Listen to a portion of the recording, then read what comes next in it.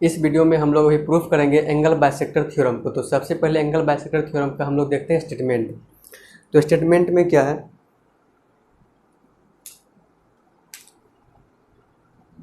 तो स्टेटमेंट में है यहाँ पर कि prove that the internal bisector of an angle of a triangle, prove that internal bisector of an angle of a triangle. ठीक है, एक ट्रायंगल है इस तरह से, इस तरह से एक ट्रायंगल हो गया, ट्रायंगल ए बी और ये C. Prove that the internal bisector of an angle of a triangle. ठीक है, यानी कि इस ट्रायंगल के किसी भी एंगल का इंटरनल बाइसेक्टर, मान लेते हैं एंगल ए को क्या कर रहे हैं, इंटरनली हम यहाँ से इसको बाइसेक्ट कर रहे हैं, इसको इंटरनली इस तरह से बाइसेक्ट कर दिए। ठीक है, इसको इंटरनली क्या किए, बाइसेक्ट कर दिए इस तरह से। और ये जो बाइसेक्टर है triangle divides the opposite side internally in the ratio. अब इस अपोजिट साइड को क्या कर रहा है, ये डिवाइड कर रहा है। ठीक है, इस साइड को क्या कर रहा है, ये इंटरनली रेशियो में डिवाइड कर रहा है। ठीक है, internally in the ratio of the sides containing the angle. ठीक है, अब जो है यहाँ पर इसको तो डिवाइड कर रहा है, साथ में ये किस रेशियो की इक्वल हो रहा है, तो ये जो एंगल, जिस एंगल को क्या किया यहाँ पर, जिस एंगल को बाइसेक्ट किए हैं उसके साथ जो साइड है, उसके साथ जो साइड है उसके रेशियो के इक्वल हो रहा है। तो फिर से समझिएगा क्या कर रहा है ये कि prove that the internal bisector of an angle of a triangle, prove that internal bisector of an angle of a triangle. ठीक है, ये क्या हुआ, इंटरनल बाइसेक्टर, ये जो इंटरनल बाइसेक्टर ऑफ एंगल, इस एंगल को एडी से क्या किया, बाइसेक्ट कर दिए। ये जो एडी है, ये AD divides the opposite side internally in the ratio, इस अपोजिट साइड को क्या कर रहा है, डिवाइड कर रहा है। ठीक है, divides the opposite side internally in the ratio of the sides containing the angle. अब ये रेशियो किसके इक्वल हो रहा है, वो ये जो रेशियो है B D by D C, ये रेशियो इसके इक्वल हो रहा है। ठीक है, जिसमें ये एंगल है। ठीक है, जिस एंगल को हम क्या कर रहे हैं, बाइसेक्ट कर रहे हैं, यानी ए बी बाई ए सी। तो इसी चीज़ को हम लोग यहाँ पर लिखते हैं। सबसे पहले क्या, गिवन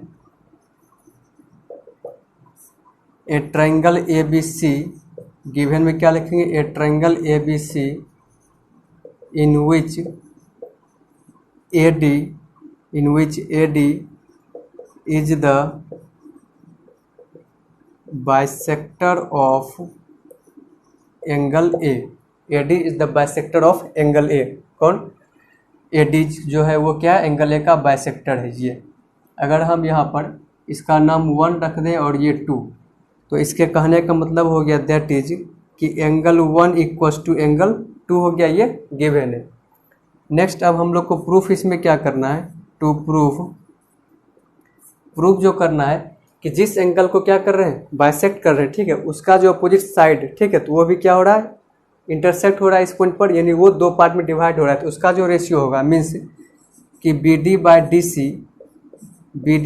सी, ये रेशियो जो है वो किसके इक्वल होगा, जिस एंगल को हम क्या कर रहे हैं, बाइसेक्ट कर रहे हैं। ठीक है, उससे जो दो साइड लगा हुआ है टच में, ठीक है, उसके रेशियो के इक्वल होगा। तो बी डी यहाँ पर इसके कॉरेस्पॉन्डिंग साइड ये कौन सा हो जाएगा, ए बी। तो ए बी बाई ए सी हो गया। हम लोग को यहाँ पर यही क्या करना है, प्रूफ करना है कि B D by D C equals to A B by A C proof करना है। अब बात करते हैं क्या यहाँ पर कुछ कंस्ट्रक्शन भी करना पड़ेगा या फिर नहीं। ठीक है, यहाँ पर कुछ कंस्ट्रक्शन भी करना पड़ेगा या फिर नहीं। तो सबसे पहले आप यहाँ पर ये देखिएगा, ये जो हमको प्रूफ जो करना है वो क्या है, B D by D C equals to A B by A C है। अब ध्यान से देखिएगा, ये जो B D by D C है, ये जो B D by D C है, इसके पहले यहाँ से ये साइड क्या हो रहा है, इंटरसेक्ट हो रहा है, मतलब पॉइंट डी से ये साइड क्या हो रहा है, डिवाइड हो रहा है। ठीक है, अब अगर जैसे कि हम लोग पढ़े थे, यही पढ़े थे थेल्स थ्योरम में, कि थेल्स थ्योरम हम लोग यही पढ़े थे, अगर ये ए है, बी है, सी है और ये डी ई है, तो इस साइड से इस साइड को ये पॉइंट क्या कर रहा है, डिवाइड कर रहा है A D by D B में, A D by D B, और इस साइड को ये पॉइंट डिवाइड कर रहा है ए ई बाई ई सी में। अगर इसी तरह का कुछ सिचुएशन यहाँ पर क्रिएट हो जाए तो आसानी से हम लोग ये चीज़ लिख सकते हैं। ठीक है, बाय थेल्स थ्योरम। अगर ये चीज़ यहाँ पर क्रिएट हो जाए तब यहाँ पर एक साइड का मतलब रेशियो तो दिख रहा है कि B D by D C है, लेकिन इधर का रेशियो हमको नहीं दिख रहा है। यहाँ पर दो साइड का रेशियो है, दो अलग अलग साइड है, यहाँ पर एक ही साइड के डिवाइडिंग वाला रेशियो है, B D by D C है। तो अगर मान लीजिए क्या ये साइड ये वाला है, A D by D B हो रहा है। तो ये चीज़ जो है डी ई, ठीक है, जिससे ये साइड क्या हो रहा है, डिवाइड हो रहा है, ये डी इसके पैरेलल रहता है, ये डी इसके पैरेलल रहता है। अगर यहाँ पर हम अब देखिएगा कि B D by D C तो है मेरे पास, B D by D C तो है, ये B D by D C तो लाना है, जो कि इससे क्या हो रहा है, डिवाइड हो रहा है इससे। अब अगर इसके पैरेलल इधर एक साइड हम क्या कर दें, इसके पैरेलल एक लाइन इधर अगर हम ड्रॉ कर दें तो उससे कुछ बात बन सकता है। इसके पैरेलल क्या कर रहे हैं, एक लाइन हम ड्रॉ कर दें इसके पैरेलल, ठीक है। तो इसके पैरेलल क्या किया, एक लाइन हम ड्रॉ कर दिए, लेकिन यहाँ पर ट्रायंगल तो बनना चाहिए, जैसे ये और ये पैरेलल है, ठीक है, तो यहाँ से ट्रायंगल बना हुआ है, उसी तरह से ये हो गया और ये क्या कर दिए, पैरेलल हम लोग ड्रॉ कर दिए, तो यहाँ से ट्रायंगल बनना चाहिए, तो इसको यहाँ से इस तरह से मिला देते हैं। तो इस तरह से इसको यहाँ पर मिला देते, ए बी सी डी, इसका नाम रख देते हैं क्या, ई, ये क्या हो गया, ई हो गया। जहाँ पर कि ये क्या हो गया, A D parallel to B C. अब यदि आप कुछ देर के लिए इस ए सी को भूल जाइएगा तो आप बिल्कुल ऐसा ही पाइएगा, ट्रायंगल यहाँ पर बना हुआ है, ठीक है, बी ई सी, जिसमें कि ए डी और ई सी पैरेलल है। तो अब आप आसानी से क्या लिखिएगा, इस ट्रायंगल से B D by D C, इस ट्रायंगल से आप क्या लिखिएगा, B D by D C equals to, यहाँ से लिखिएगा ए बी बाय ए, यानी कि बी ए बाय ए लिखिएगा, बी ए बाय ए लिखिएगा। लेकिन हमको यहाँ पर क्या लाना है, B D by D C equals to A B by A C लाना है। यहाँ पर तो ए बी आ रहा है, लेकिन ए ई नहीं, यहाँ पर क्या आ रहा है, ए सी के बदले ए ई आ रहा है, यहाँ पर ए सी आना चाहिए, उसके बदले क्या आ रहा है, ए ई आ रहा है। इसका मतलब कि मेरा मकसद क्या है कि ए इक्वल्स टू ए सी अगर हम ले आए, ये चीज़ लाने से पहले कंस्ट्रक्शन करने के बाद प्रूफ में अगर हम ए इक्वल्स टू ए सी ले आए तो ए यहाँ पर ए ही हो गया और ये ए सी हो गया। अगर इस दोनों को सबसे पहले अगर हम इक्वल प्रूफ कर देंगे तो आराम से हम लोग थेल्स थ्योरम यूज करके यहाँ पर ये चीज़ हम लोग प्रूफ कर सकते हैं, ठीक है। तो सबसे पहले मेरा मकसद क्या है, ए इक्वल्स टू ए सी लाना। ए इक्वल्स टू ए सी कैसे आएगा, यहाँ पर देखिएगा ये जो ट्रायंगल है, यहाँ पर ये जो ट्रायंगल है, अगर इस ट्रायंगल को हम आइसोसेलेस ट्रायंगल ला दे, ठीक है, किसी भी तरह से, मीन्स आइसोसेलेस कैसे आएगा, यदि इसका कोई भी दो एंगल नहीं, बल्कि ये साइड और ये साइड क्या इक्वल लाना है, मीन्स इसका जो अपोजिट एंगल हो यदि वो आपस में इक्वल होगा, इसका मतलब कि ए सी इक्वल टू यही होगा। इसका मतलब यहाँ से ये हो गया कि ये एंगल और ये एंगल को क्या लाना है, सबसे पहले इक्वल लाना है। यदि ये दोनों एंगल इक्वल आ जाएगा तो वहाँ से ए सी इक्वल टू ए ही आ जाएगा। उसका जैसे ए सी इक्वल टू ए ही आ जाएगा, फिर थेल्स थ्योरम का यूज करके हम लोग यहाँ से प्रूफ कर सकते हैं, ठीक है। तो चलिएगा यही काम करने वाले हैं। तो सबसे पहले यहाँ पर क्या लिखते हैं, कंस्ट्रक्शन। तो कंस्ट्रक्शन में क्या लिखेंगे यहाँ पर कि C E parallel to A D, C E draw C E parallel to A and B A को क्या किए, ई से ज्वाइंट कर दिए, एंड या फिर बी ए को ई तक क्या किया, उसको प्रोड्यूस कर दिए, एंड ज्वाइंट बी ए, या फिर इसको हम ये लिख सकते हैं एंड ज्वाइंट ए से, एंड ज्वाइंट ए ई, और ए ई को क्या किए, ज्वाइंट कर दिए। तो यहाँ पर सबसे पहले मकसद समझ के करना क्या, ये दोनों एंगल को इक्वल ला देंगे, उसके बाद यहाँ से फिर उसका जो अपोजिट साइड है ट्रायंगल वो भी इक्वल आ जाएगा। फिर यूजिंग थेल्स थ्योरम हम लोग यहाँ पर इसको प्रूफ कर सकते हैं, ठीक।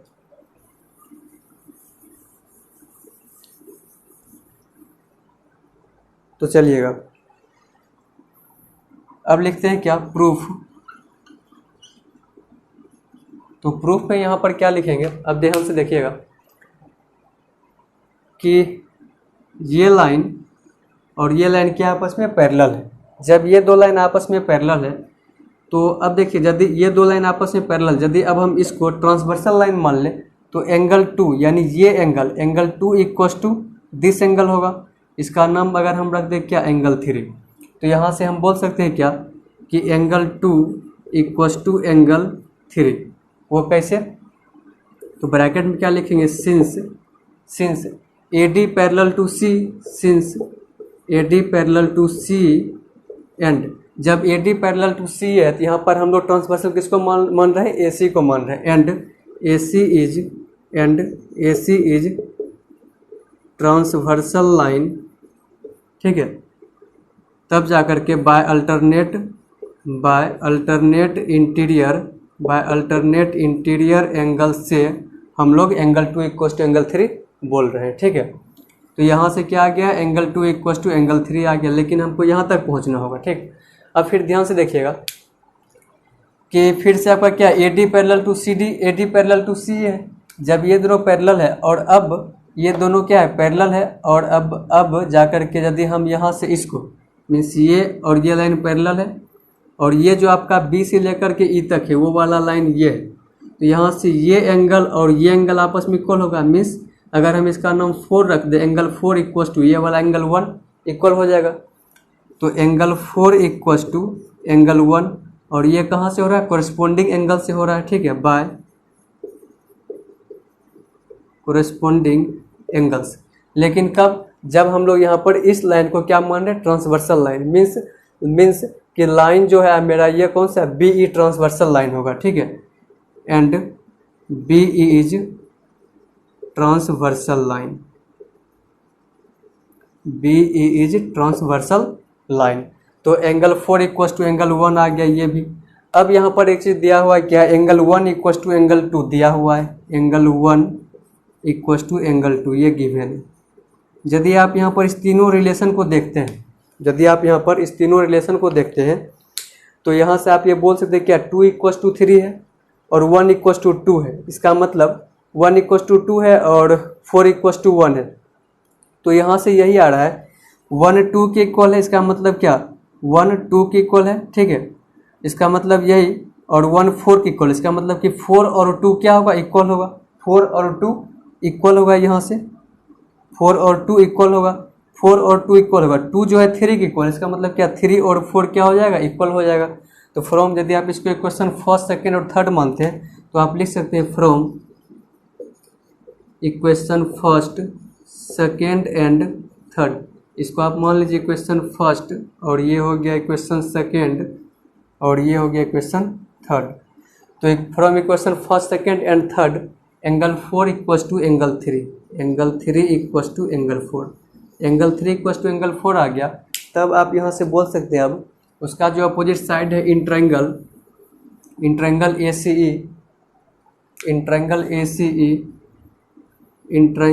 ACE में क्या हो रहा है, एंगल 3 इक्वल टू एंगल 4 आ गया है, एंगल 3 इक्वल टू एंगल 4 आ गया है। सो आप बोल सकते हैं यहाँ से देयरफॉर इसका जो अपोजिट साइड कौन सा है, AC, और इसका इस एंगल 3 का अपोजिट साइड कौन सा है, AE। Therefore AE equal to AC, यहाँ से ये चीज़ तो आ गया है, A इक्वल टू AC आ गया है। और अब जा करके जो है इन ट्रायंगल BEC, अब देखिएगा ट्रायंगल BEC में आप लिख सकते हैं क्या, ये और ये क्या हो गया, पैरेलल हो गया, ठीक है। तो ये जब कोई भी ट्रायंगल में ये दो लाइन क्या है, पैरेलल है, तो आप यहाँ से बोल सकते हैं थेल्स थ्योरम के अकॉर्डिंग BD बाय DC